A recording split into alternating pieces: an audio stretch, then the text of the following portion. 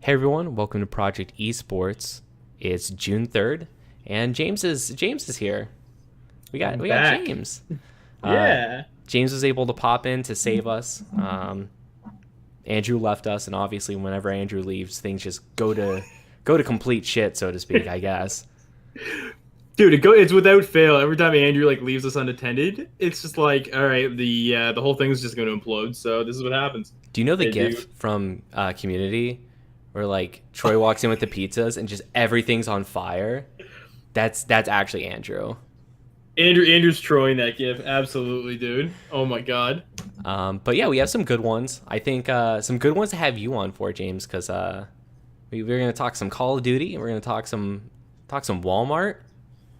We haven't actually talked about Walmart in a really long time. The last time was whenever they had the deal with Esports Arena that they were gonna put like small esports like events, I guess, and like some setups in Walmarts, which I don't think we ever saw after that story. We never went back. That never came back up. Yeah, which was weird because like I actually forgot about it until just the second whenever I said the word Walmart. I don't know, maybe they'll come back one day, but we have something actually in place that we'll be able to see in Walmarts. 100 Thieves did a billion different things, obviously, Yeah. because they're blowing up all over the place right now in 100 different ways. Nice. Nice. Got them. And Got then him. we're gonna dunk on Dignitas to round it out. But Yeah. no housekeeping this week. No. The only thing is just make sure you go to YouTube, search Project Esports popped off. Make sure you subscribe to us there because we're trying to push and get 100 subs so we can actually get a real URL as opposed to like, a weird number combo. Because it'd be much better if we can just be like, go to youtube.com/popped off instead of, all right, guys, we'll just go to YouTube and then like search popped off. But you also have to search Project Esports and because we work It's a on that nightmare. SEO and Yeah. it's a whole thing. It It's just a is. whole big thing. But yeah, so I guess let's just jump into it and we'll talk about Call of Duty. So new Call of Duty is coming out. It's called Call of Duty Modern Warfare. That's not going to be confusing at all, at Of all, course not. not a single bit. But the cool thing about this is that it's crossplay, which is huge. Which is huge for a big game like Call of Duty because I mean, what games out there have really been big and crossplay? None in recent history that I can think of that have done like this well. Stoked to have my boy Captain Price back. Very happy. Mm-hmm. But yeah, I don't know from like a strictly like an esports standpoint. I don't know how this is gonna work. Is this when everybody who uses a controller realizes how bad they are, or like, is this where we're at? Because like, I mean, like it has been proven that you like players are more effective with keyboards and mice. Um, so how does this affect the esports scope? Right, I'm really interested to see, especially because they just announced it's being franchised, right? So Yeah, and console also has a lot of other implications with it too, because I know a lot of games put on a tiny bit of aim assist with controller. Not yeah, necessarily so it's like you're locking on the people, but so that like it clips a little bit and it feels just a little bit better on console. So, I mean, they're gonna have to not have that because that's not something that you put in on PC. So, unfortunately, it's gonna probably be worse for console players, but I think better in the grand scheme of things. yeah, I think so. I think this is going to be good for like the health of the game itself, not so much the esports scope. I think esports we will. I don't think we'll see like I don't think unless a console player is like kind of like a phenom and they're like or like I mean I don't know, they might make two separate leagues. I have no idea. But I think for the health of Call of Duty overall, I think this is a really smart move. I really appreciate it. And they're going with a familiar title. Like they're not trying to make like a new thing. They're just like, we know it works. We're gonna go on the nostalgia trip. Classic WoW is blowing up. Let's go back to Modern Warfare. Let's go back to a simpler time. Now, so I guess just from like a story perspective, do you know when this takes place? I Because have I mean, no Captain idea. I Price just is in it, right? So it has to be yeah like, yeah. Soap McTavish is back too apparently. So I mean like yeah. And like, so spoiler alert, doesn't some of them die in some of the Call of uh, Duties? I don't think Soap does. Or I don't think Soap or Price die. I think it's like Ghost who dies, but he was Oh, like a traitor anyways. I don't know. So, but apparently it's like super dark too. Like apparently it's like really like edgy. So yeah, because they have the one mission that it's just a child soldier. You're playing as a 9-year-old, right?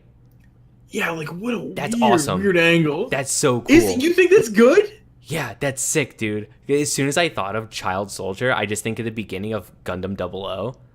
That's the Oh, first don't thing I do that to think. me. Oh, it's Oh, so Christ. good, dude. Don't make me associate with that because I saw this initially and I was like, I don't really know like one way or another. And Colin McNeil from the Score put out a tweet and was like, "Yo, the world's fucked up enough. We don't need this in our video games too. You know what I mean?" But like on the other hand, yeah, Gundams, yeah, double O, it's sick. Child soldiers are like the fuel that drives that fire. But at the same time, like the world's pretty awful already, So Yeah, but I mean, like, in a weird way, Call of Duty has had that kind of political commentary because even though it's like an over the top like shooter and like it's like it's like fun, you're blowing stuff up, you're shooting people. They do have those like kind of sobering moments of where it's like, yeah, like guys, like war's like really messed up and like you're like actually killing people and stuff. yeah, they really do try and like bring it back and be like, okay, this isn't just a shooter, guys. We're trying to. I find Infinity Ward has been more effective about that than Treyarch, the two studios that do the game. I don't know. Apparently, there's a third one in there. I don't know, but I know Infinity Ward and Treyarch have been the two that go back and forth, and I've always found Infinity Ward does a far better job of executing that. Yeah, and so I think this is definitely going to piggyback really well off of Call of Duty just being franchised. So obviously Activision Blizzard, or I guess just Activision. I don't know how like you would address them, but like Activision, who like owns Call of Duty as well as Blizzard, was like, hey, this is going to be a franchise league, so it's going to be something that probably looks a lot like the Overwatch League because the first set of seats, I believe, they offered it to everyone who had an Overwatch League spot. Correct? Correct. Yeah, they were the first ones who received the offer. Yeah. So we're going to see a league that's very similar. And they're pushing crossplay, and obviously this is going to be on BattleNet, right? Because it's actually I have the BattleNet like opener right now, and it is sitting right there. Yep. And under partner games. Yeah. So I mean, they're just making a really big push for this, definitely pushing it towards the esports scene. So I don't know. Do you think it's going to take off? Do you think it's going to be a big flop? What do you think, James? I have high hopes. I have high hopes for this. Because they're going back to a title that a lot of people relate to, that a lot of people like, that it, like reminds people of a very good time in like the Call of Duty timeline as far as like not only like story and stuff like that, but also gameplay as well. Like I mean, Modern Warfare 1 and 2 are like touted as some of the best Call of Duties that ever existed, right?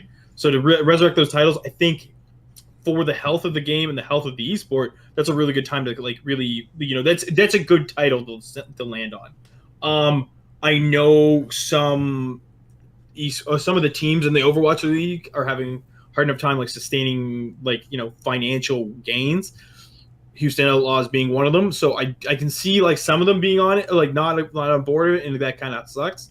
But it opens up like new avenues for like teams that are part of like the European scope who really do like these shooters. Like my big one that I'm kind of defaulting to is Astralis. I know they've never really bothered with CoD and stuff like that, but I definitely see them getting into that, as well as Navi, the like two very like storied and old orgs, right? I can see a lot of this that all these teams not jumping right on it gives those guys some room.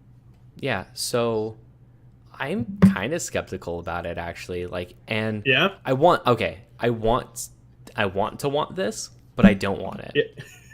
So, I want to want this. Yeah, I like that. so it fits into a really weird sphere of game, I guess. Because I would assume the people who like Overwatch aren't super in the Call of Duty, even though like initially you would think they're kind of similar. I would say they're probably not.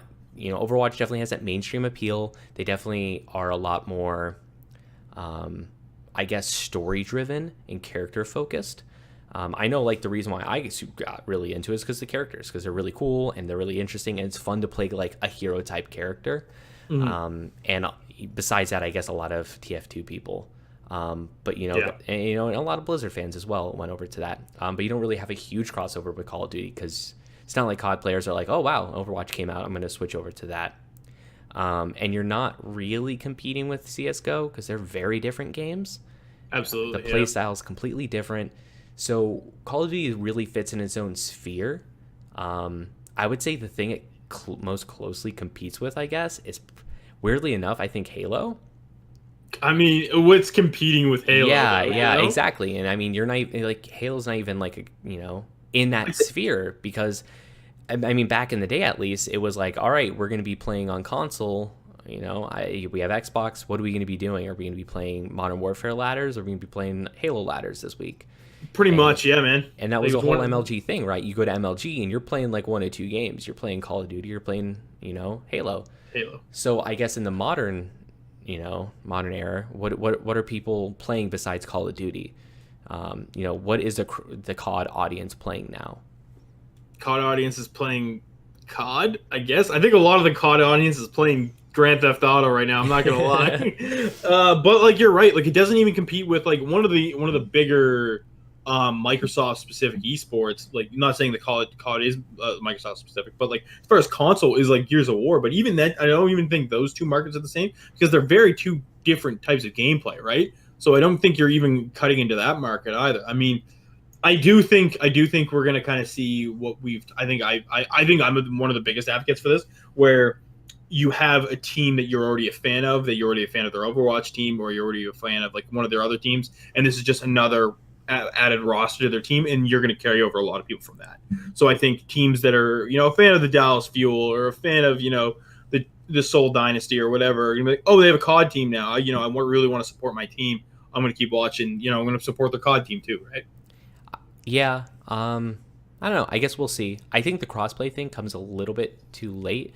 This would have been something really amazing back in the day, Like the whole big thing, like whenever we were in school, is like, do you have an Xbox or a PlayStation? I mean, like Yeah, that almost PS2 or Xbox. yeah, I mean that almost decided friend groups. Is like, was your friend group an Xbox friend group or was it a PlayStation friend group? Yeah. And this would have been way better back in the day if like you didn't have that. I mean, it's going to help out, I guess, a lot of kids now who, have that, I guess, issue that aren't going to have it anymore, which is really cool. But in terms of like growing as an esport, I think they might have missed the prime time for crossplay. And yeah, I get it. Like, the technology might not have been there or whatever, but I guess we'll see. I think it's going to be really rough because Blizzard Activision's not doing so great, which I guess pivots really well to our next secret topic because I don't have it on the outline for James. But there was huge rumors that, Oh, yes. a ton of people from Blizzard are just going to start leaving. I guess the most notable being Kim Fan, director of esports or head of esports at Blizzard. Is it what is her title? I think it's head. I want to say it's head of esports. She basically leads esports at Blizzard, which is a huge deal, like a very big deal. And she's been with Blizzard for a really long time. Back in the StarCraft 2 days when they were really pushing esports first and foremost. And this is pretty bad, for someone that high up to want to step down. It's a big deal. Yeah, and it's kind of spelling disaster for like the company as a whole, right? Which I mean, I always think that always is going to bleed into. I think this is directly going to affect Overwatch League. I do think this is going to have some sort of issue on it, especially depending on who they bring in. Because I mean, the Overwatch League just got rocked by losing Nate, and now Blizzard as a whole is losing Kim. Like, so we're things are in trouble. Yeah, I mean, not only just Kim is leaving, but like a whole bunch of other staff are just leaving because morale's down, and unfortunately, it's probably because of Activision coming in and shaping everything up. We saw like some really high-profile people at Blizzard leave during the merger and everything, or the acquisition, I guess. But I mean, this is just probably more ripples from that. We're probably seeing mismanagement. We're probably seeing some really poor direction from the upper levels, and this is bad. And it really sucks. And I mean, I say this every time we talk about them having rocky situations. I hope something is going to knock it off so bad that like Blizzard is just like, all right, I guess we have to buy ourselves back, and they just become a separate entity again. It sounds awful, but I really like. I really want Classic WoW to be that thing that like allows them to get themselves out of the hole with Activision. I think there's a lot of potential with that because that is hitting a nerve with a lot of people that I talk to.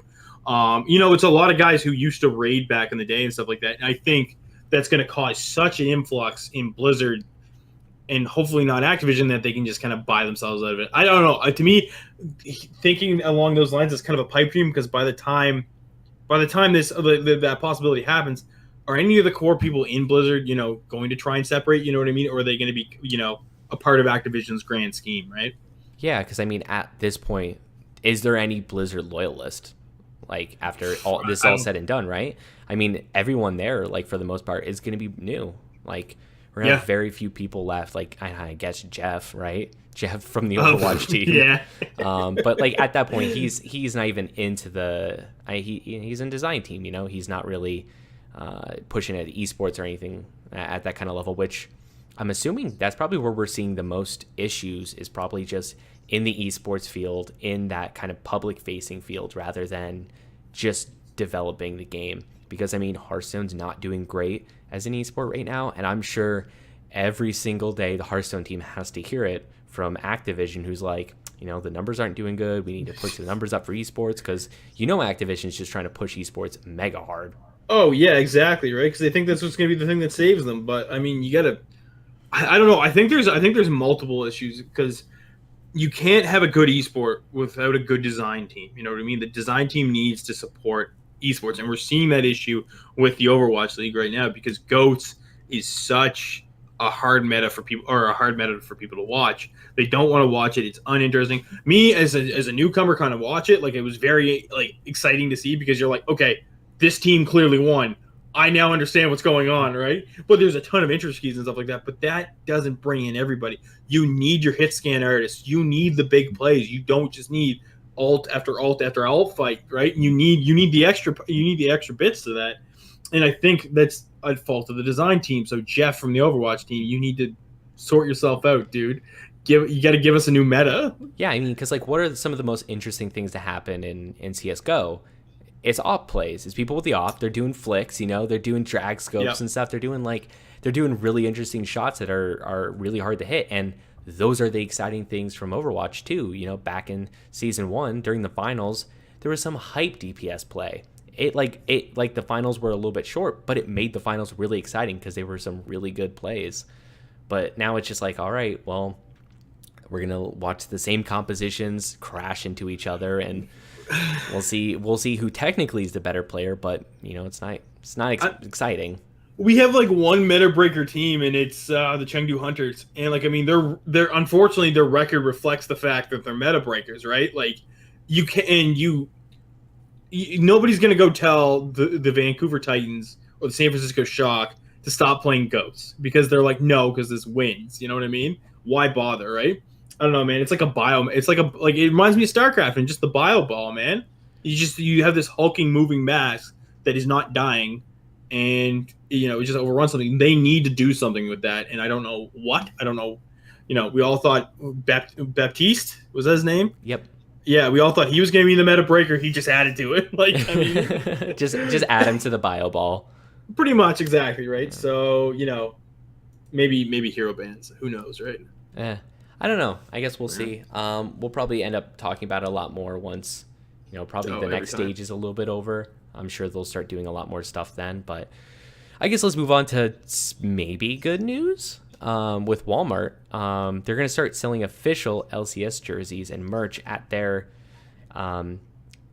stores. But the way that they labeled it, it's a part of their sports jersey kind of initiative. Okay. So yeah. Okay. So obviously they're not going to be Walmart T-shirt kind of deal, but I'm assuming in select Walmarts, probably ones in more populated areas or just on their website, you could buy LCS jerseys.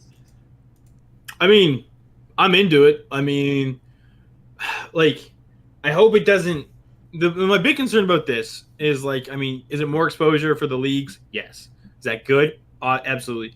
Does it take away from the teams? Because right now the jerseys are primarily bought by the pop-up, or they're bought directly from the teams at the studio or through their website, right? You don't it's not similar to how Overwatch runs things and have this global fanatics, which we've ranted and rambled enough about it, either on social media or through this. It is through each individual team. Each individual team has their own clothing line, right? Including jerseys. So because they're not like, I mean, unlike the Overwatch League, they're not standardized, right? They have their own little flair to them. So I'm assuming and I hope that a lot of the like any of the proceeds, or not proceeds, but like, the purchase price goes back to the team. Like I'm hoping that's the case. I can't see how it's not, but I don't know.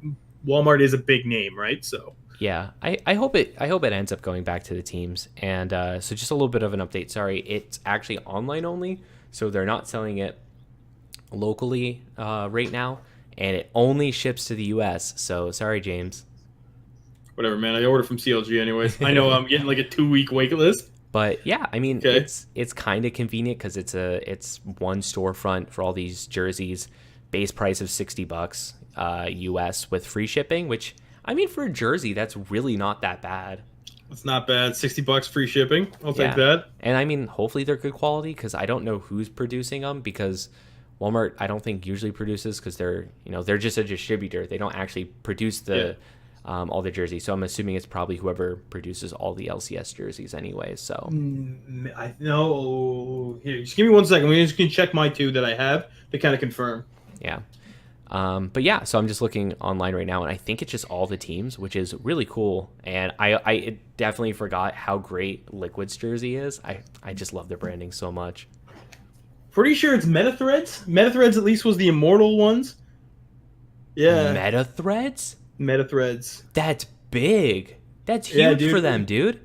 Now, mind you, it was Immortals, which is now a dead team. Yeah. There's, But- I mean, there's no way it's Meta threads. I mean, if it was, Probably not then- anymore. Yeah, probably not anymore. But Metathreads, I mean, they do really good stuff, and they're still like, I don't want to say they're small because they're not small, but they're like low key kind of where they have In like the middle. yeah, where they do like really small partnerships. I know they partnered with RIT Esports, and they did their jersey, which is really cool because it's like a collegiate team. But then they also did stuff with like Immortals and sold probably 1 billion jerseys. Yeah, exactly, right? I was actually really shocked when I looked at the tag and I was like, wait a second, that's Metathreads, man. Okay, all right. So, yeah, good for them. But I don't think it is them anymore. Unfortunately, I can't fork out money for a new CLG jersey, which I kind of want to because they are real slick. So I don't have a recent one to kind of go off of. But yeah, I think this is probably just an overall good thing, especially if it's just taking the existing LCS jerseys and just like slapping them in another place people can buy them. I can definitely see this. Sorry, go ahead. No, I was just going to agree with you because I think that's definitely it. It's just like, okay, more exposure for the LCS jerseys. Wicked. That's, it's never a bad thing. Yeah, I think the biggest gain for this is probably just going to be from parents. Their kid is like, hey, I really like Team Liquid or whatever. And then you can just go on the Walmart website and buy one of these Team Liquid jerseys as opposed to going to like the teamliquid.com and going to their store and stuff. It's less intimidating, I think, for people who aren't super into esports to find this and give it to people who are into esports, which is a really, really cool thing. Yeah, no, I totally agree. I think it's a really good way of summarizing it. All right, so are you ready to talk about 100 Thieves doing a whole bunch of stuff this week? Besides going 0-2 in the opening week of the LCS, sure, man. Besides them actually playing games. Besides them actually playing games and not doing well and looking pretty bad, yeah, sure. So, all right, do you want to start with the good or the bad? Let's go with the bad first because I feel like I've already led into the bad. Okay, well, the bad isn't them losing games. So apparently, Nick Merckx. Yes, I saw this. Yeah, was in a verbal agreement with Nadeshot at like the very beginning of 100 Thieves, and he was supposed to get 5% equity, and then basically kind of fell through. And I think Nick Merckx right now is kind of salty about it because it's currently valued at $100 million. So 5% of 100 million is $5 million. Yeah. Which I don't know. So technically, verbal agreements like that can be upheld in the court of law, but they can. They're a viable contract. My brief time as a paralegal, at least with Canadian law, verbal contracts were something 100% that can be held up. So I guess it's the documentation and like the recount of the events around it. That being said, though, Nick Merckx since joined FaZe, so I don't know. Yeah, I don't know. It's weird because you're going to have some pretty solid evidence for that, because this is literally like a, he said kind of thing, unfortunately. I mean, if it's true, that kind of does suck, and I don't know what the turnaround for this is. Like, I don't know what they're supposed to do, and also, what is legally binding in terms of a verbal contract? Was it more like, dude, you should totally join. If you're going to join, I'll give you like 5% or something like that. And then, Yeah. Is it something like that? Or were they actually in talks and like going, yeah, we plan to offer you this. We'll talk more next week once we have papers together. And then they just never got it together. It's never happened. I can see both. You know what I mean? Like, I feel like, because I mean, is Nate Shot a dumb guy? Absolutely not. But he's also a young guy and he's very passionate. And I can see the passion kind of getting in the way of finalizing documentation or just like chucking stuff out there like that before things are really, before the cement's dried, right? Yeah. So I don't know what's going to go on with that, but they are doing a lot more stuff. So they just got a huge partnership with Cash App, which I don't know. I feel like such a boomer whenever Cash App comes out. Like whenever people talk about Cash App, because I guess it's really big. I guess it's the thing to trade, to exchange money. But I don't know. I just still use Venmo. So I use e-transfers. I think I'm the bigger boomer of the two of us. Yeah. Oh my, an e-transfer? Yeah, dude. That's what we. How the hell do you do that? What do you, dude? Like you like write a check? No, I don't write a check. I don't have a checkbook. I should though. That'd be sick. No, you can you go through your bank's app.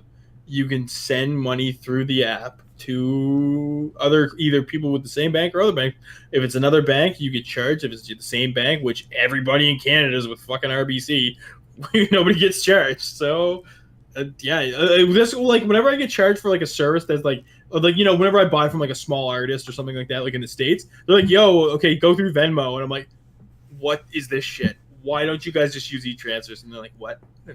No. We do two things here. We either Venmo if we're boys, or if you're paying someone, you go through PayPal. Jesus. It's just so easy. I don't know. Is it though? It is. It is. I don't know. You need to get this bank info. You need to get the routing number and account number and do all this weird stuff. No, we don't do that. I need their email or their phone number. Yeah, no, that's too much, dude. How is that too much? It's the same amount of information you need for PayPal. That's ridiculous. But yeah, anyways, this is really a big application with the younger crowd. I guess younger than us. Maybe Andrew would know more about this because he's our resident Zoomer. But I feel like this entire conversation, you'd be like, you guys are idiots. Like, how are you using this? But I mean, it does fit their brand. I mean, if it is something that younger people use and it's something that's I guess it's hip right now, it's in vogue. So that's the 100 Thieves brand, right? They're like, that's the thing. They got streetwear. They're on top of it. I guess it's gonna be big for them. All right, we're back from our short intermission. Computers exploding. It happens. I mean, it happens. Misguess, scuff stream, computer blows up. Must be Project Esports. Has to be, man. Must be Project Esports. But yeah, so we were just talking about the Cash App. I think it's overall, it's a big pickup. I mean, it's a pretty high profile app out there. I'm sure 100 Thieves is getting a ton of money from it. Oh yeah. There's 100% for 100 Thieves. You feel me? Oh yeah, I know. Okay, do they have any other good? Did they do anything else good? No, they just lost video games because they're bad at video games. They're oh my god, I could rant for days about their LCS team. If let's just say if relegation was still a thing, 100 Thieves would not be in the LCS anymore. They're yeah, which is a sin because they have Aframu, and Aframu has always been a fan favorite of mine. They're also fielding mid lane talent that's actually from North America. Like Soligo is an NA mid laner, which is sick.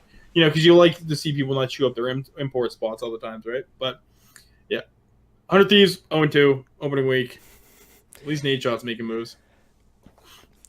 James, do you want to dunk? Do you want to dunk on some companies? Dude, this is so sad for me. This is so sad because I actually But I was like a Dignitas fanboy for the longest time. But yeah, let's dunk. Let's Yeah, go. so the big news was that Dignitas, who just recently did like a huge brand revival, I guess would be the best way to describe it, is now Yep. partnering with Caffeine as an exclusive streaming platform for all their team members. So you might be saying, hey, Project Esports, what's Caffeine? Well, we talked about it once, and Caffeine is just probably the worst live streaming service I've ever seen. Probably worse than Facebook Live. Probably worse than anything. It's probably better to go to BNet and do that weird live streaming directly to Facebook Live than anything else.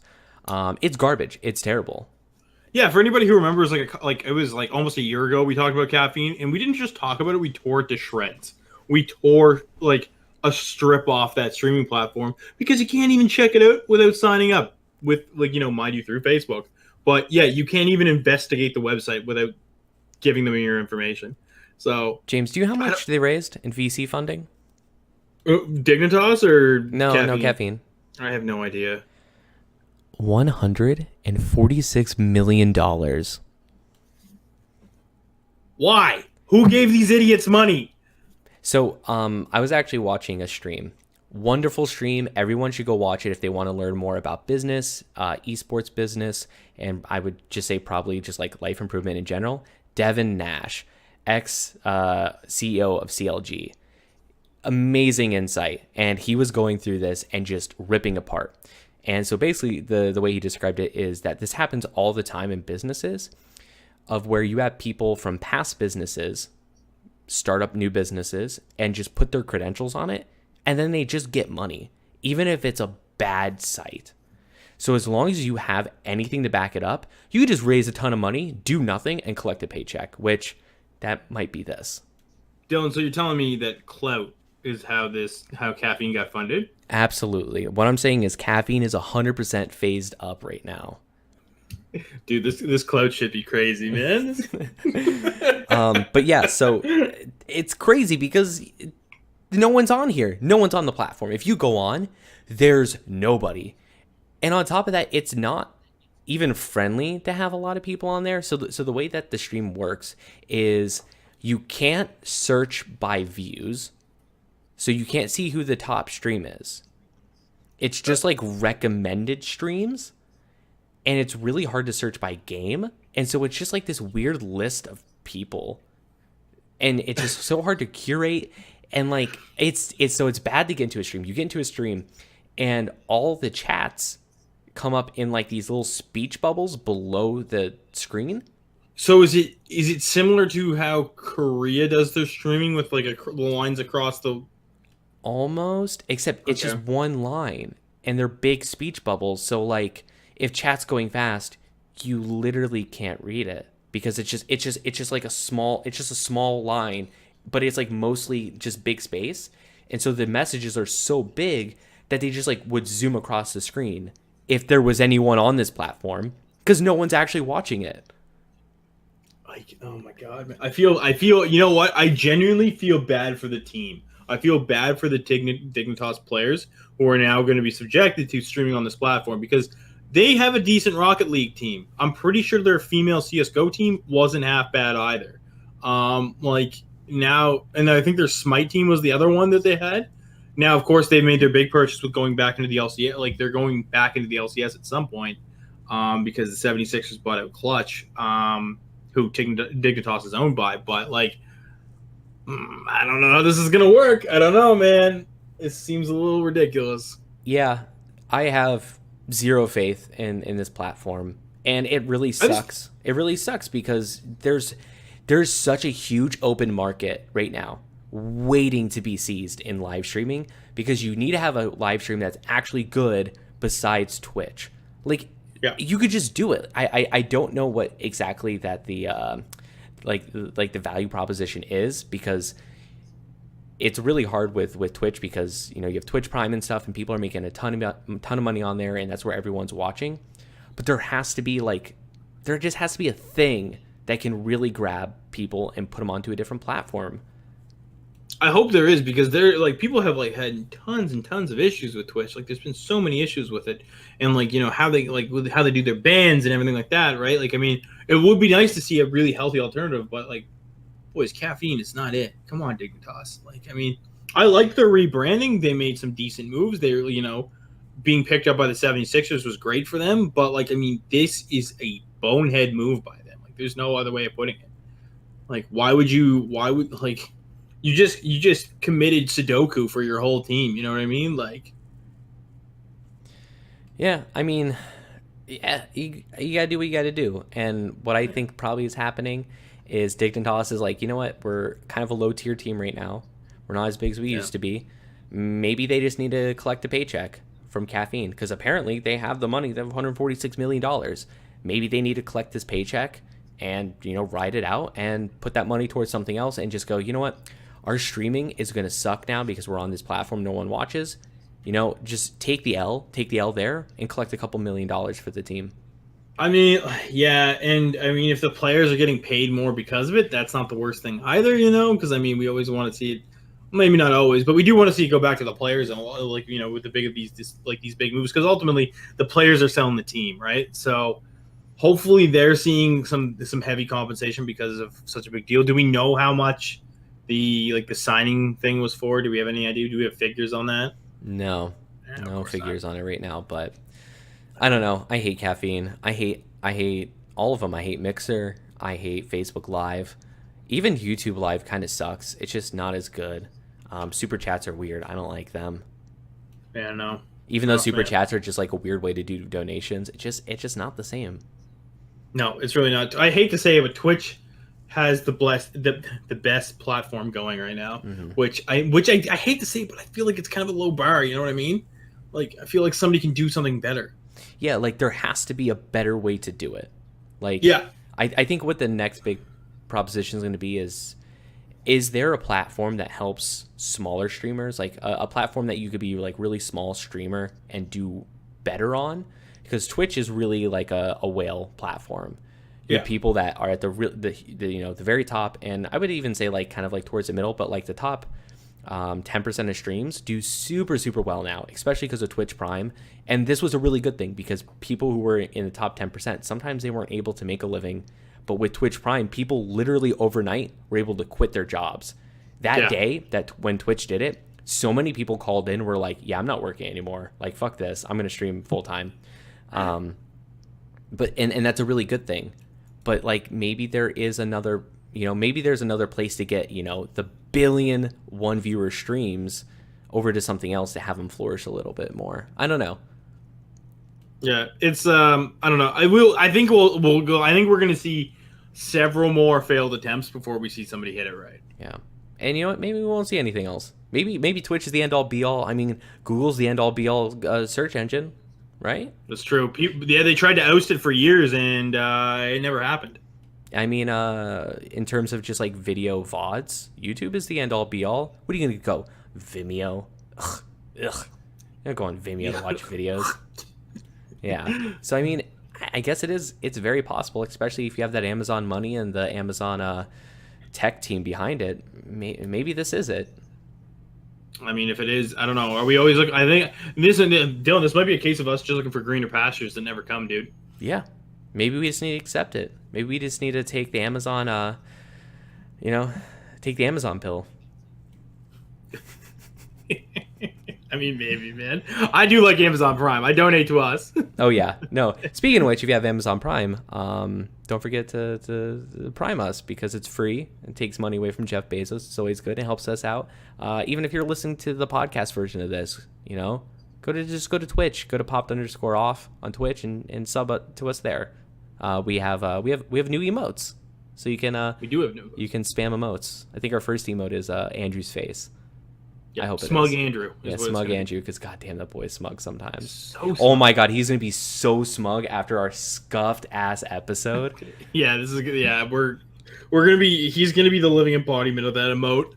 Oh god. But yeah, so the only honorable mention that I want to bring up is that Super Smash Bros. Ultimate is the #1 most registered Evo game right now, which is so the interesting part about that is not that it's Super Smash Brothers, but that it's beating out Super Smash 4 and Melee and Melee, because Melee I think is a side event this year or something. But yeah, it's beating out all the other Smash Bros. It's beating out all the other games. It's number one. This is like the fighting game one everyone wants to play, and two, the one that's like really taking all the Smash players to one game. Which is what we wanted, right? Like, I feel like that's a good thing. Yeah, I definitely think it's a good thing, and it being number one makes sense because Smash is always the thing that the most people play, for sure. Mm-hmm. But I also think it's probably because there's a little bit of a drought in other games. Now, I mean, yeah, there is other games. You have fighters and you have Street Fighter, but I don't think any of those are flourishing the way that the fighting game community really wants.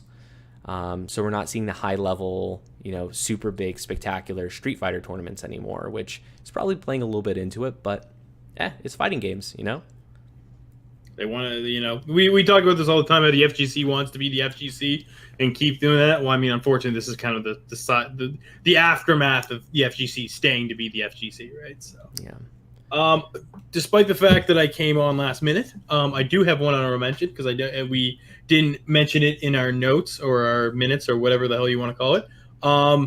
Rick Fox, Echo Fox himself, is deciding to stay with the company and looking to oust the racist shareholder. The word used was oust. So yeah, this may be our final chapter of the saga of Rick Fox and Echo Fox. But in a side note, if anybody who listens to us isn't following Rick Fox on Twitter, for the love of God, do it, because he's documenting his League of Legends matches and stuff like that. Because the dude is Iron 3. He was Iron 4. He was almost Iron 4 0 LP. He was almost literally the bottom. He was in the bottom 95% of players. And now he documents every game. Every game. Just last night he went 1-11-2. I feel so bad for the dude because he's so passionate. Saw him there all weekend at the esport, the arena in Los Angeles for League of Legends, and the dude is still there, decked out in Fox gear, supporting the boys. It's awesome. It's great. Yeah, that is awesome because it's nice to see someone take an active interest in something that they're investing in. So not only does he believe it in terms of dollars, but he also believes it in terms of actually getting down there, supporting the team, supporting the games and stuff. And that's really awesome to see, actually. Yeah, and the dude isn't even backstage. He's in the crowd, which makes it that much better, I think. Mm-hmm. But I'm sure we'll have probably one more update for that whenever he's finally ousted, the racist shareholder. But we'll keep you all updated on that. But other than that, I think that wraps up this very interesting episode of Project Esports podcast. James, just thank the people, please, just thank them. This episodes like this is why we thank you guys, because you sit here and you endure all this bullshit. God love you. Thank you for anybody who's listened. Thank you anybody who was watching the stream and then just abruptly had to stop and not come back. So thank you so much. And because episodes like this, they're scuffed, but we'll always have a message on Twitter or something, always have our boy Robert or something to go, that was a pretty good episode. I really like when you guys talked about fighting games. But yeah, so like always, you can find us literally every single Monday at 6:30 Eastern Standard Time over at twitch.tv/popped_off. We really try our hardest to put in brand new live episode every single Monday for you guys, even if it's the most scuffed. We'll still try to get it to you. And if the stream randomly turns off halfway through, don't forget to check the following day on YouTube. If you go to Popped Off, just search Project Esports. We'll have the VOD up there. This VOD will be a complete version, so you're probably seeing it through there. Or on any podcast platform that you like, Spotify, Stitcher, Google Play, all those really good ones. It'll be up there, and that's the best version, because if the stream goes down, you still get all the audio. So that's true. It's true, man. But with that, I'm Dylan. And I'm James. Thanks for listening or watching.